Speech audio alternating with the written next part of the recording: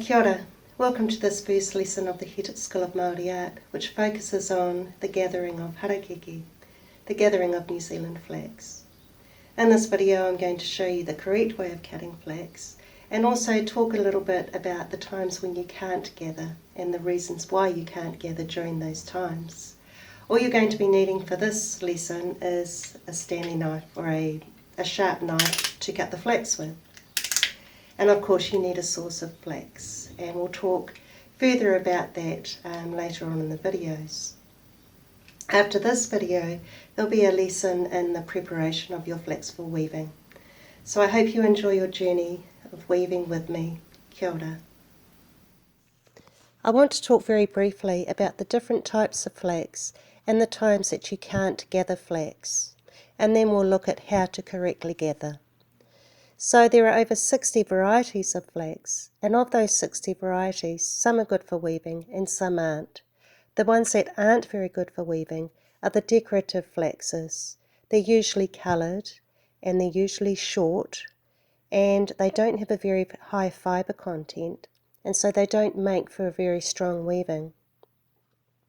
Of the flaxes that are good for weaving, some have got different qualities that make them good for different things. For example, the really long-leafed flax is good for harakeke or the mats. The flax with a very high fibre content is saved or is used for cloak weaving. And the flax that has got a very wide leaf and is usually dark green in colour is a good flax for basketry. So that's the type of flax that you are wanting to look for. Now, once you find a good flax that you can work with, there are different times when you can't cut flax. So one time that you can't cut flax is when it's raining. The flax absorbs or soaks in all of the moisture that lands on it, and so if you cut flax when it's full of moisture, it's going to be very hard to prepare for weaving, and it's also likely to dry a very muddy colour. Another time is when it's very, very windy. Now when we're outside in the wind, we tend to hug ourselves, we wrap ourselves up in our arms, trying to protect ourselves from the wind.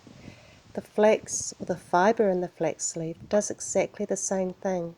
It clenches itself up tight, and so if you cut flax when the fibres are clenched up tight, it's going to be very hard to prepare for weaving. Another time you don't cut flax is when the flax is covered in frost. Another time you don't gather flax, and it's a bit harder to explain, but when a woman is going through that time of the month, it's best to stay away from the flax. It's quite possible that you get clumsy and forgetful at that time, and it's easy to make mistakes. So it's best to just have a rest from gathering flax at that time. Any other time, it's great to gather flax. So let's go ahead and see how we do that. Right, so there are a lot of different varieties of flax in this garden here, but it doesn't matter what type of flax it is, what variety it is, they all grow in the exact same way, and that is in a fan-like formation. So this is the very heart of that fan, those centre three. So you can see quite clearly, I hope, that there is a centre leaf and it's been embraced by two on the outside. So we call this one the rito, and these two are the awhi rito. Awhi is to embrace, and that's exactly what they're doing. And one day a little shoot is going to come up in between here, and so this rito will become an awhi rito. So those three we don't cut, we just leave those. And I can cut all of those on the outside of those three. So you go right down low, and you cut on an angle away from the centre of that plant.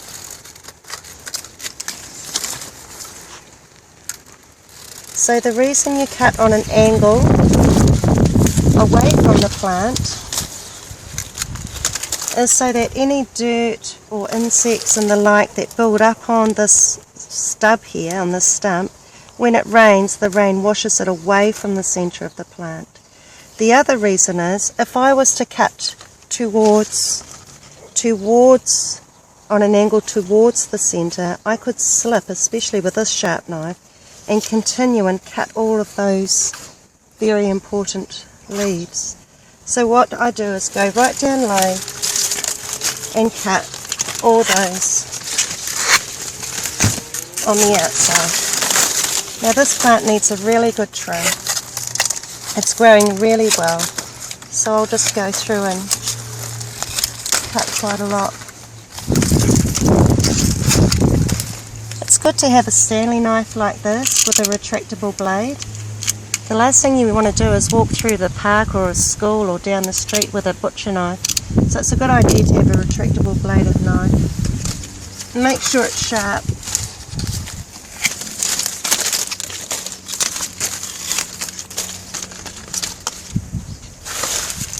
So I'll cut a few more, and that should be enough for what we're going to be weaving. That one there.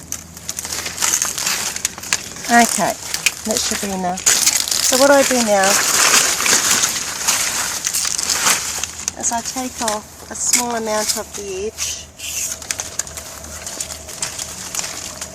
just of 2 of them. It's a nice day to be out cutting flax today. And I tie it up in a nice little bundle.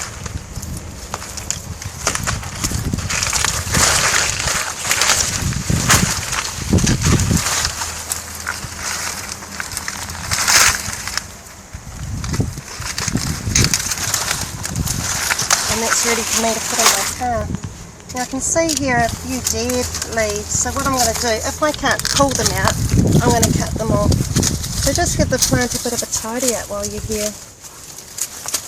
Take away the dead leaves. That's coming from another plant, I'll take that one tomorrow. And we've picked up all the kids' lolly rubbish, lolly papers. That's it. We'll go home and prepare it. Okay. Kia ora.